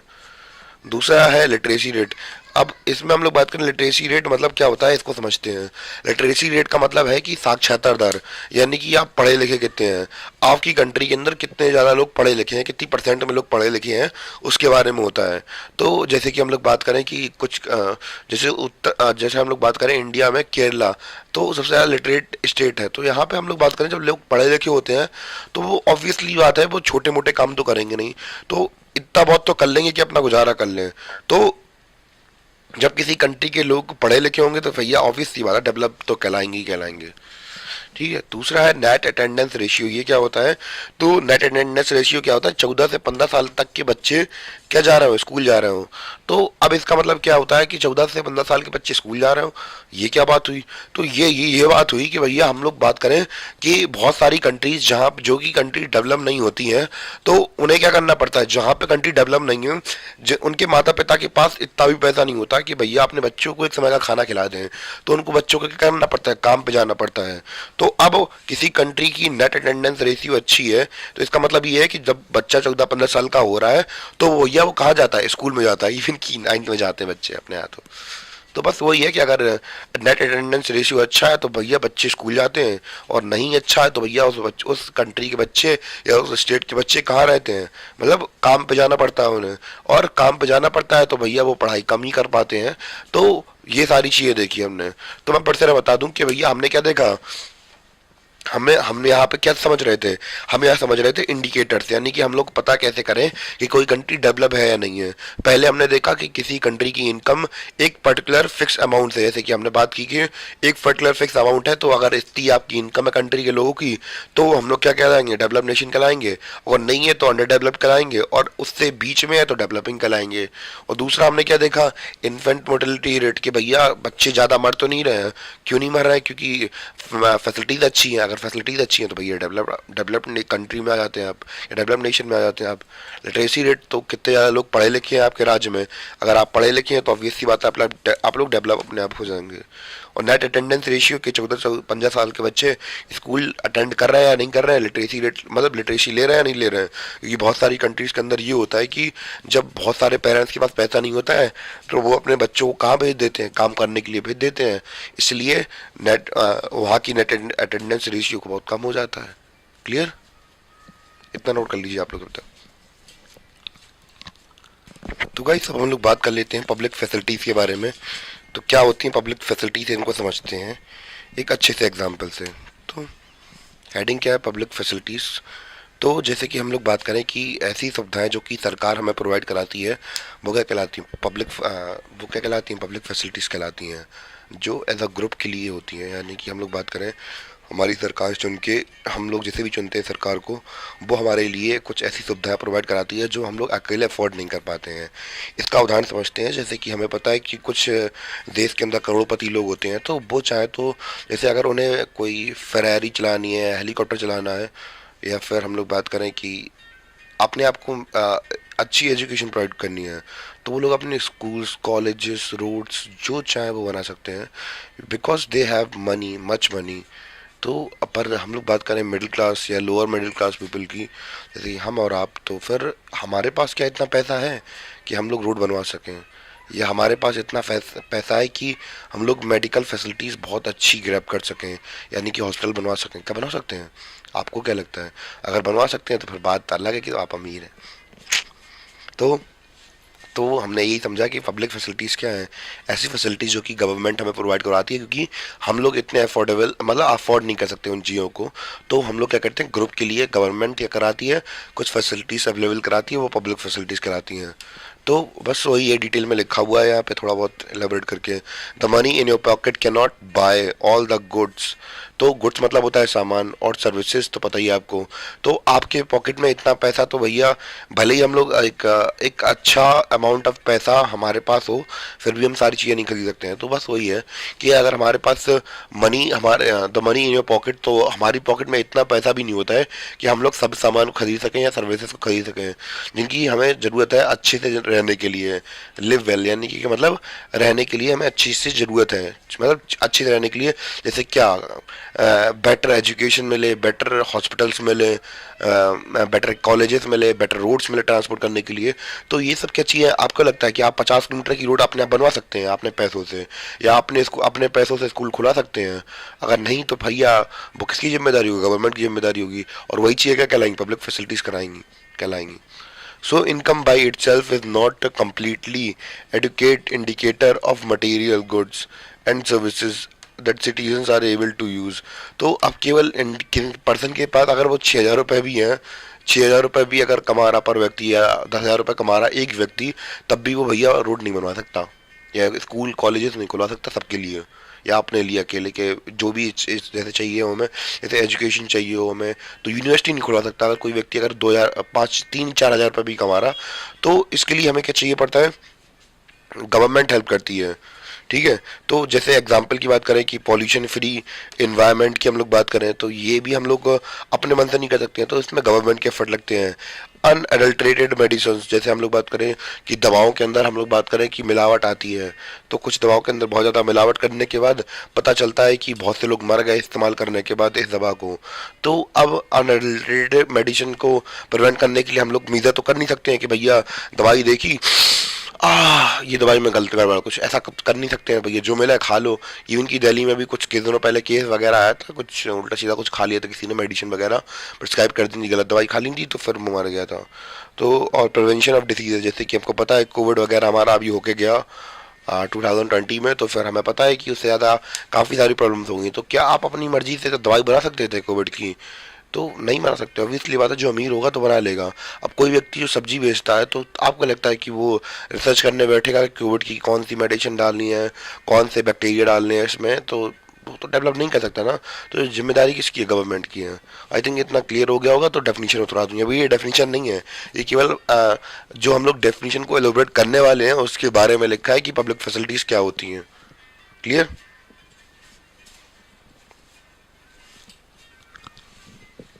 तो गाइस हम लोग बात करें कि हमने अभी पीछे डेफिनेशन लिखी थी, तो वो पूरी नहीं थी। पूरी कब होगी? तो ऐसे पूरी हुई, many pure people can not afford good close.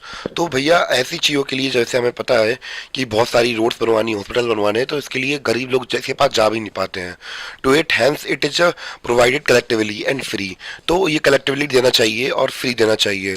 Hence certain facilities are provided for free, like infrastructure, health, education, security, which is essential for all.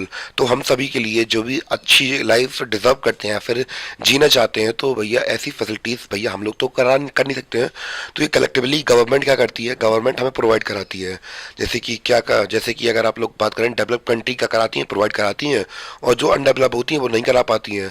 जैसे कि अगर हम लोग अपने देश की बात करें तो हमें क्या मिलता है फ्री में, जैसे सरकारी सुविधाएं, या फिर हम लोग बात करें सार्वजनिक सुविधाएं क्या क्या होती हैं, हॉस्पिटल, सरकारी स्कूल, रोड, हाईवेज, एजुकेशन, तो ये सब सरकारी स्कूल जैसे होते हैं, तो ये सब फ्री मिलते हैं हमें।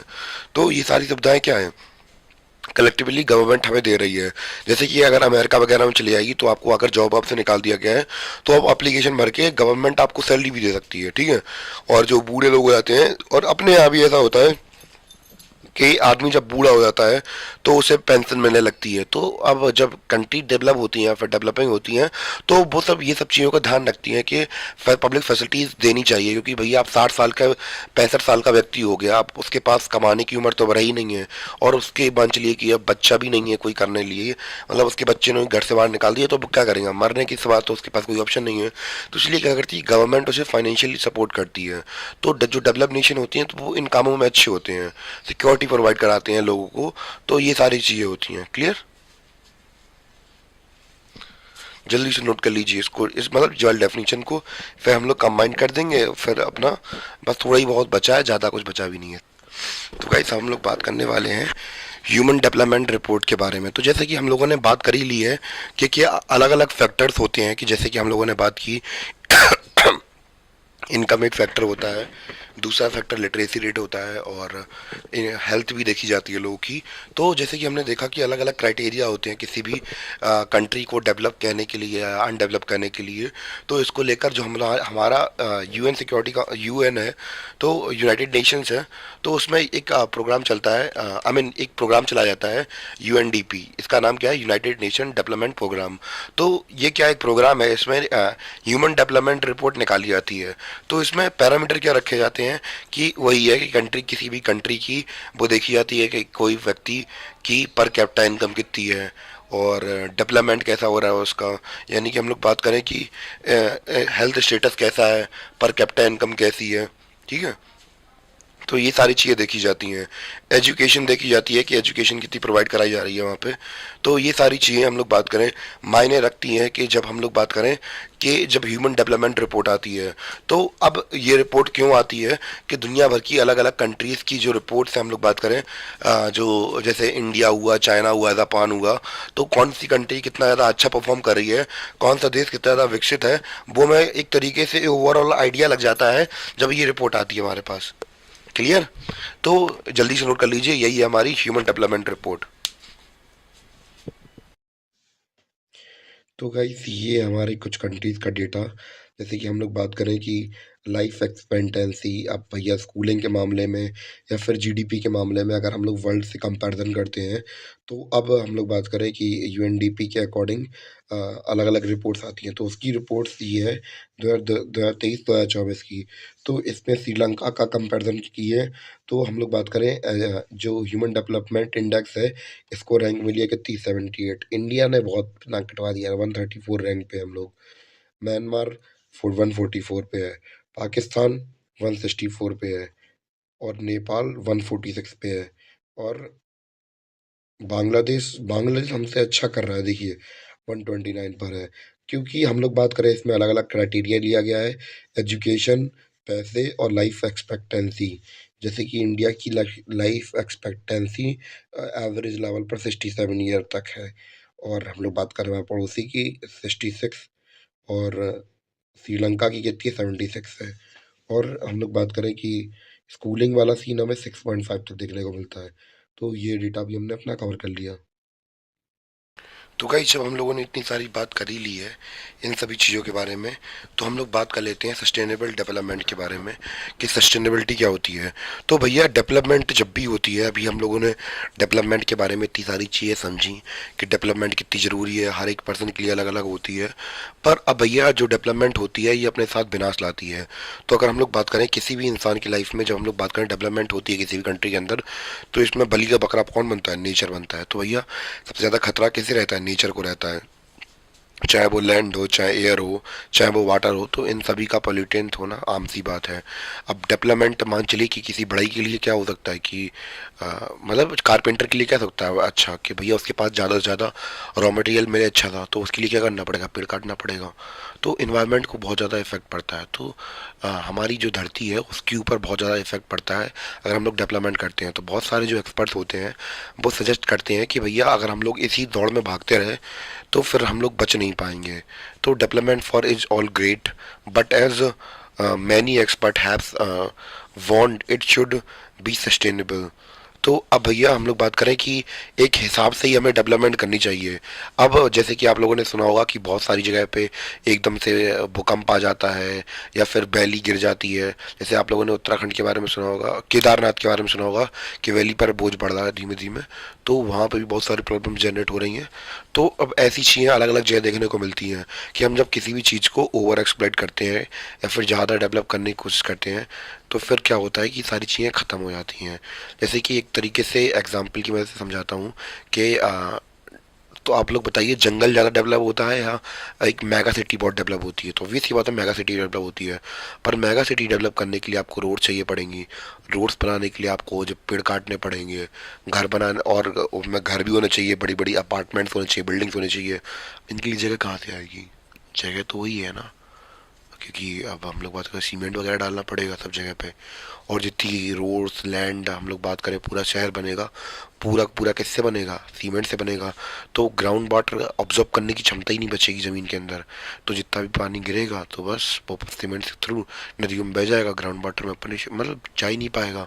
और पेड़ तो फिर उगने बहुत मुश्किल है। अब भैया आप भले ही चाहे जितना कह लीजिए, तो घर के अंदर बालकनी लगाने से अ, हमें सांस लेने पर पर्याप्त इतनी ऊर्जा नहीं मिलती कि आप लोग 2 पेड़ लगा लिए छतरी में तो उससे काम हो गया। उसके लिए बहुत सारे एफर्ट्स करने पड़ते हैं, जंगल के जंगल लगाने पड़ते हैं, तब जाके इतनी ऑक्सीजन बनती है कि इंसान उनको पाल सके। तो धीमे धीमे समस्या हो जाएंगी बहुत ज़्यादा कस के। तो इसलिए जो हमारे एक्सपर्ट हैं वो हमें समझा रहे हैं कि भैया अभी ये समझदारी का समय है, समझ जाओ भी तो बढ़िया है। तो अगर डेवलपमेंट करो तो इन्वायरमेंट या फिर नेचर को देख के करो। अगर तुम नेचर को देख के नहीं करोगे तो प्रॉब्लम हो जाएगी आगे चल के, ठीक है। जैसे हम लोग बात करें ग्राउंड वाटर, एग्जाम्पल हम लोग ग्राउंड वाटर से समझते हैं, ठीक है। जैसे धरती के नीचे का जमीन का पानी, तो उसको समझते हैं। तो रिसेंटली एग्जाम्पल से समझाया रहा मैं, ठीक है। यहाँ पे recently evidence suggest that the government is under serious threats of over use in many parts of the country.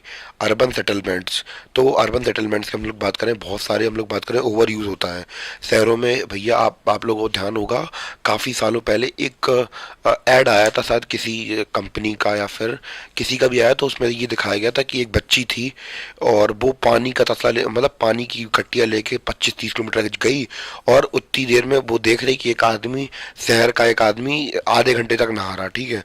तो अब उसमें एक पीछे से आवाज़ आती है, वो कहते हैं कि एक शहर के एक आदमी का नहाना आधे घंटे में ख़त्म नहीं हुआ, इससे आधे गांव की प्यास बुझ जाती। तो काफ़ी इंफॉर्मेटिव एक तरीके से मैसेज था कि शहर के आदमी कितना ज़्यादा ओवर यूज़ करते हैं कि आधे घंटे तक नहा रहे हैं पानी। मैं भी कभी कभी लोगों को देखता हूँ कि घर में कि पानी बह रहा हो तो बहने देते हैं, खुला खुला रहने दो।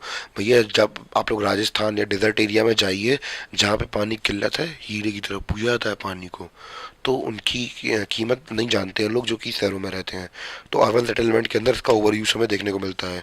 और हम लोग बात करें अबाउट 300 डिस्ट्रिक्ट इंडिया की हम लोग बात करें, have report water level decline of over 5 metre during past 20 year. तो भैया हम लोग बात करें कि वाटर लेवल इतनी तेज़ी से नीचे जा रहा है, इतनी तेज़ी से जा रहा है कि इंडिया की 300 से ज़्यादा डिस्ट्रिक्ट में हम लोग बात करें कि जो वाटर लेवल की रिपोर्ट्स हैं, वाटर जो लेवल है वो धीमे धीमे डिक्लाइन हो रहा है। यानी कि कितना कम हो गया है, 4 मीटर तक कम हो गया है कितने पिछले 20 सालों में। और एक लिमिट तक ही हम लोग बात करें पानी है, फिर उसके बाद पानी नहीं मिलने वाला। क्योंकि अगर हम लोग बात करें पानी आता कहाँ से है, तो वो नेचर अपने आप से मतलब कलेक्ट करती है और फिर स्टोर कर लेती है। तो अगर हम लोग जितनी जल्दी जल्दी इन सबको खींचते चलेंगे तो हमें बाद में कुछ नहीं मिलने वाला। तो एक तरीके से पूरा ख़त्म हो जाएगा वो इलाका, क्लियर। तो ये सारी चीज़ें थी अपनी। तो आने वाले 25 सालों में हम लोग बहुत कुछ खत्म कर देंगे, ठीक है। अगर हम लोग अपने रिसोर्सेज को इसी तरह इस्तेमाल करते रहे, उनकी अहमियत नहीं समझी और उन्हें ऐसे ही वेस्ट करते रहे, तो ऐसे ही चल के हमारा जो जितना पानी बचा है वो धीमे धीमे खत्म हो जाएगा। और हम लोग बात करें ओवर यूज कहाँ होता है ग्राउंड वाटर का, वो हमें ज़्यादा मतलब ओवर यूज तो सब जगह देखने को मिलता है, पर पर्टिकुलरली कुछ ज़्यादा जगह वेस्ट किया जाता है। तो जैसे कि हम लोग बात करें पंजाब इरीगेशन वाले क्षेत्र में बहुत ज़्यादा पानी लगता है, लिटरली बहुत ज़्यादा ग्राउंड वाटर का इस्तेमाल किया जाता है। जैसे पंजाब हुआ या फिर वेस्टर्न यूपी हुआ, और हार्ड रैक प्लेट्यू एरियाज हुए कहाँ के, सेंट्रल और साउथ इंडिया के, और कुछ कोस्टल एरियाज में पानी का बहुत ज़्यादा इस्तेमाल किया जाता है। तो यहाँ पे हम लोग बात करें, और अर्बन सेटलमेंट, तो सबसे ज़्यादा तो यहीं पे होता है। यानी कि भैया सुबह नहाने भी जाएंगे तो 5 बाल्टी पानी होने चाहिए, और अगर आपको पता हो 5 बाल्टी पानी अप्रोक्स 25 लोगों के लिए 5 दिन का पानी हो जाएगा वो। पर व्यक्ति क्या करता है, फालतू में पानी डालता है और उसे इस्तेमाल मतलब वेस्ट कर देता है। इससे बढ़िया वो क्या करे कि जैसे ही नहाए पानी को, और उस पानी को कैसे भी करके नीचे टैंक में या कैसे भी करके स्टोर कर ले और वॉशरूम का लिए इस्तेमाल कर ले, तो कहीं ना कहीं तो इस्तेमाल हो जाएगा। या फिर हम लोग बात करें पेड़ों में पानी डाल दे, वही जो इस्तेमाल नहाने के लिए इस्तेमाल हुआ, तो पेड़ों को भी थोड़ी बहुत ग्रोथ मिल जाएगी। पर हम लोग बात करें ऐसा नहीं करता व्यक्ति, वो अब सोचता है कौन चक्कर में पड़े, फालतू का पानी जा रहा है। तो भैया उनसे पूछिए जो लोग परेशान होते हैं, पानी भरने के लिए 25-25 30-30 किलोमीटर दूर जाना पड़ता है जिन्हें। और ऐसा नहीं है कि सब लोग काम नहीं कर रहे हैं, रेन वाटर हार्वेस्टिंग के तरीके भी अपनाए जाते हैं, और बहुत सारे हम लोग बात करें इंडिया के अंदर भी बहुत सारे लोग इसको लेकर काम कर रहे हैं। पर प्रॉब्लम्स तो खैर सब जगह हैं ही, अभी भी यही कंडीशन है कि ज़्यादा कुछ कंडीशन सही नहीं है, अभी भी कंडीशन दिन पे दिन बदतर होती ही जा रही है। तो गाइस हम लोग आज बात करेंगे अब क्रूड ऑयल रिजर्व्स के बारे में। यानी कि जैसे कि हम लोगों ने बात की, क्रूड ऑयल एक बहुत ज़्यादा इम्पोर्टेंट एस्पेक्ट बन जाता है। तो कौन सी कंट्री के पास कितना रिजर्व रखे हुए हैं, यानी कि इतने बैरल्स में ये लोग रखे हुए हैं कि आगे चल के दिक्कत ना हो। तो जो मिडल ईस्ट है, तो इनके पास 836 थाउजेंड मिलियन बैरल्स रखे हुए हैं। और इनके पास कम से कम कितने साल तक के लिए चल सकता है, 70 साल तक। यूनाइटेड स्टेट ऑफ अमेरिका पास कितना है, 69 है, 10.5 साल तक चल सकता है। और टोटल वर्ल्ड में हम लोग बात करें कितना है, 1732, और ये कितने साल तक चल सकता है, 47 साल तक। ठीक है, उम्मीद है कि आपको समझ में आ गया हो ये जो डेटा है।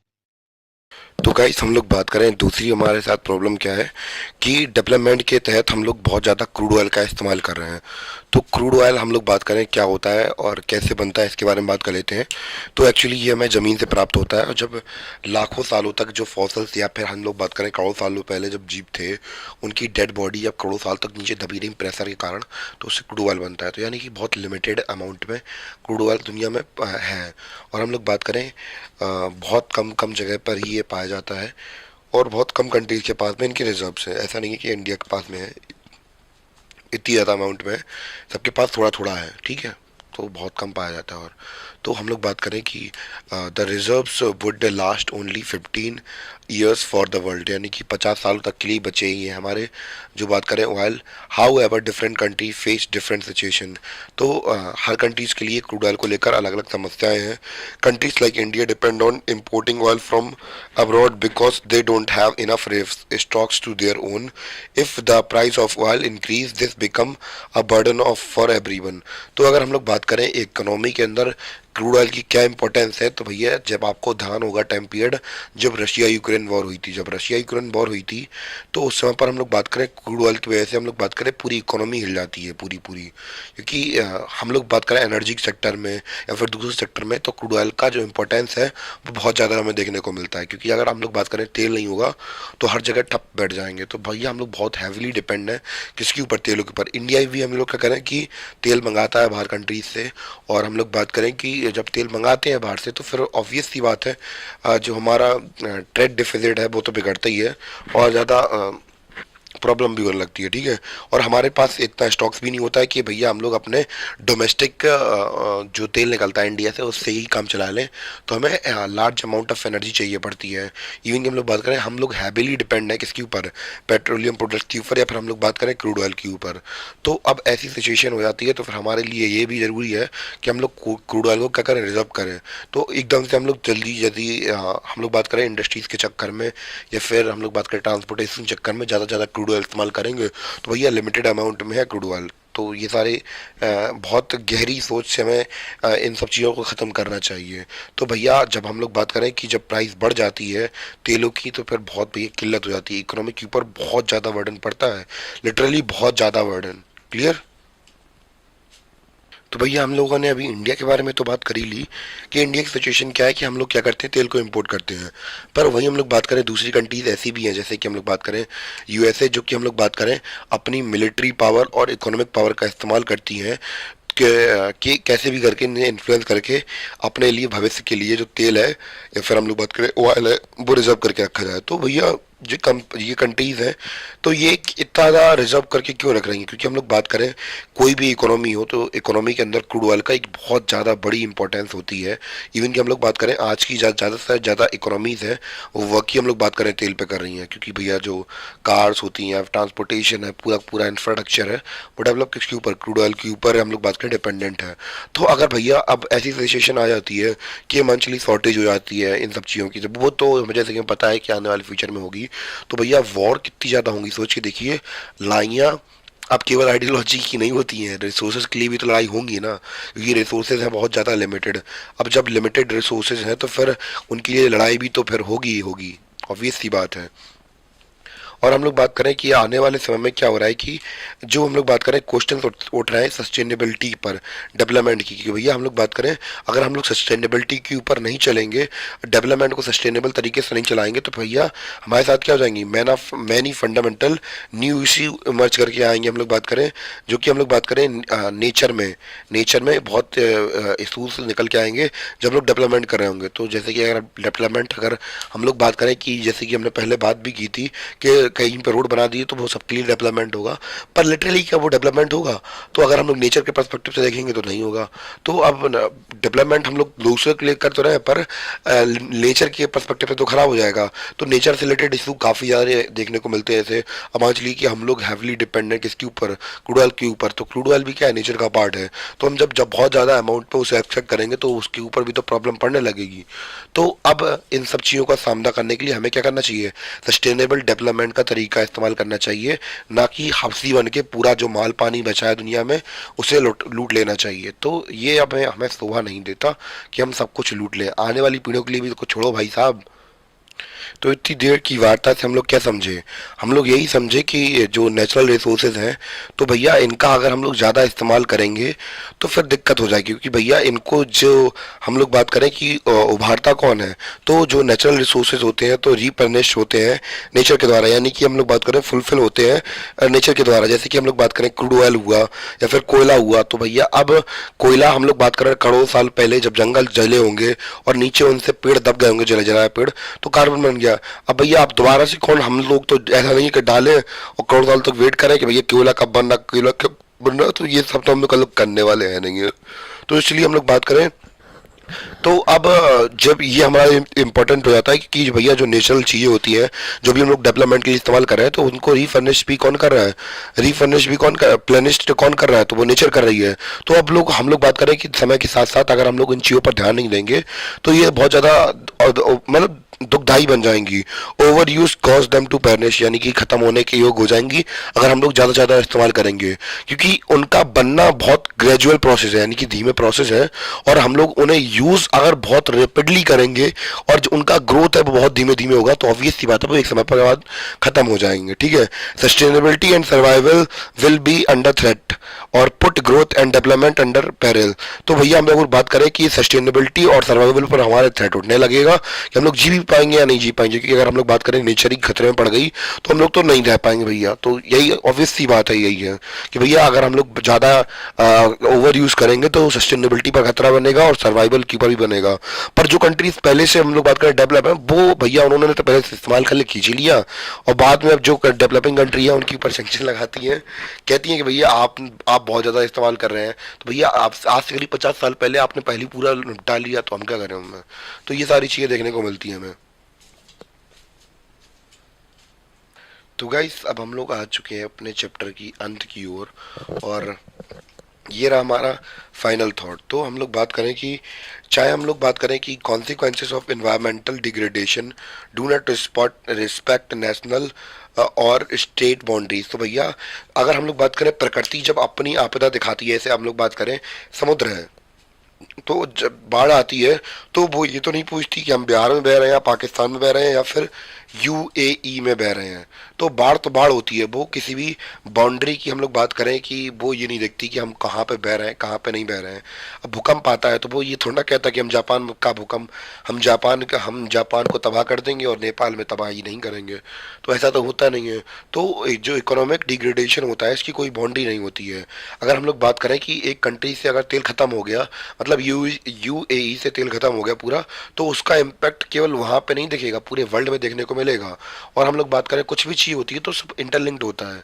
तो अगर एक चीज़ वहाँ पे खत्म हो रही तो उसका इफेक्ट में पूरे वर्ल्ड लेवल पर दिखाई देता है। ठीक है, अब हमारी इकोनॉमी फ्लक्चुएट हो जाती है अगर जो ऑयल के प्राइसेस ऊपर नीचे होते हैं। तो फिर हम लोग बात करें पूरी दुनिया में इन चीज़ों का असर दिखता है। This issue is no longer region और नेशन स्पेसिफिक, यानी कि अब ये वैश्विक तौर पर बन चुका है। हर एक कंट्री की जिम्मेदारी है कि अपने एनवायरनमेंट को बचा के रखे।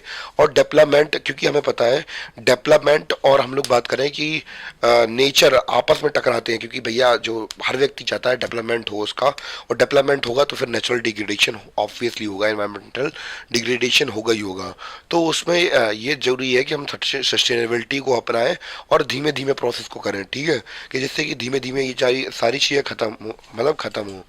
ठीक है, तो ऐसे करके हम लोग सीन को अच्छा बना सकते हैं।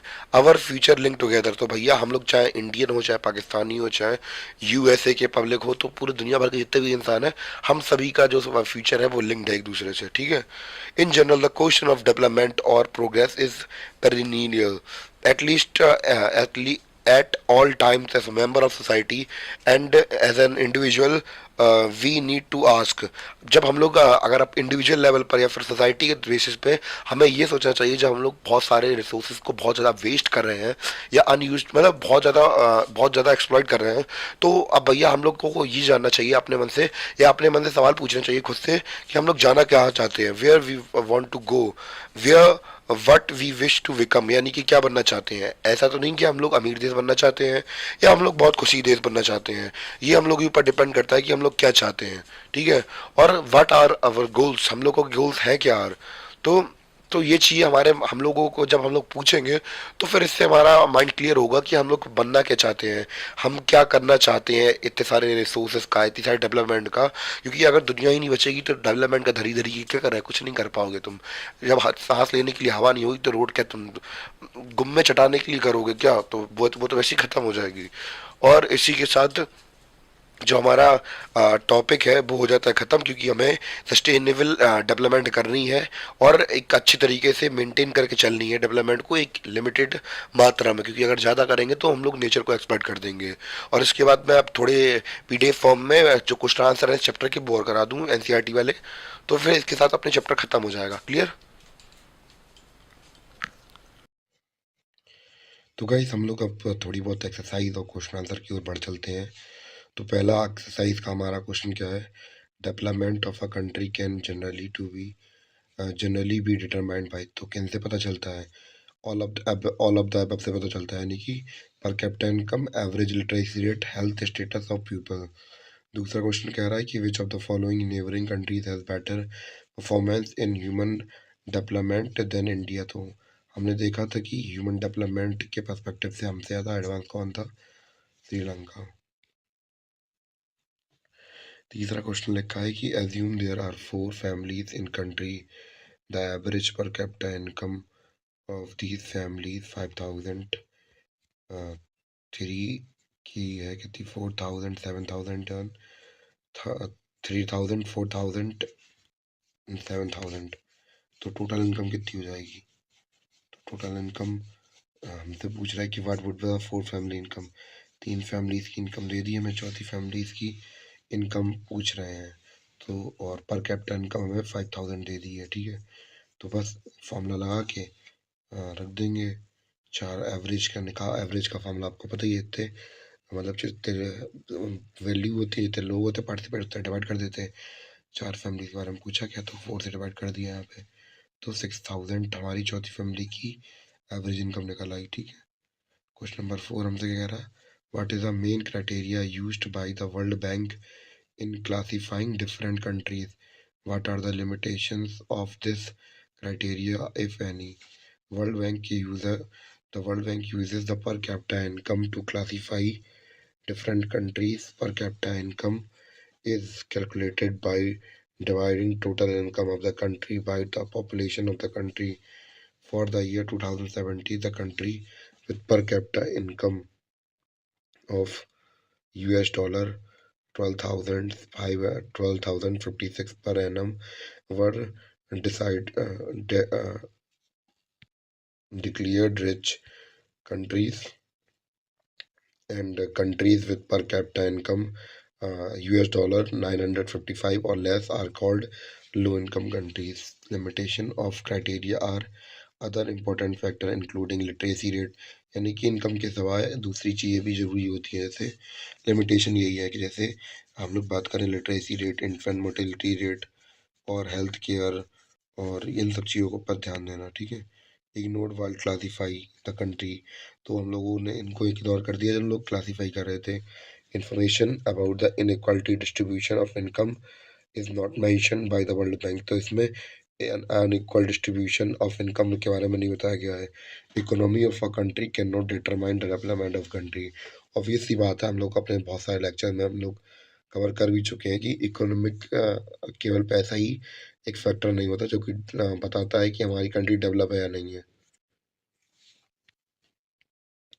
अगले क्वेश्चन के ऊपर आते हैं। क्वेश्चन नंबर 5 क्या कह रहा है, in what respect is children used by UNDP for measuring development. तो बस different from one used by the World bank, the criteria used bye UNDP is different from the one used by the World bank because UNDP compare countries based on the educational level. तो मैं आप slide show कर दूंगा आपको, तो आप लोग जल्दी से नोट कर लेना है इसको आंसर।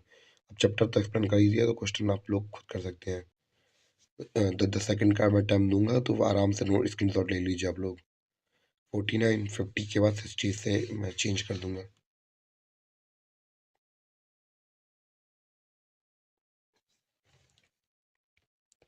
जल्दी से स्क्रीनशॉट ले लीजिए। क्वेश्चन नंबर 7 का 10 सेकंड का टाइम है।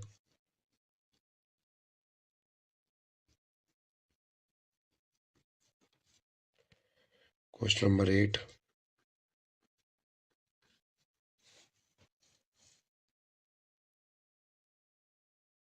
क्वेश्चन नंबर 9,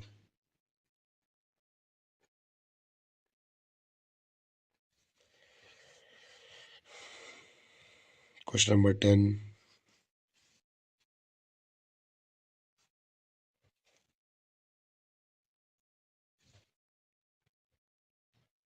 क्वेश्चन नंबर 11 और ये रहा हमारा क्वेश्चन नंबर 12।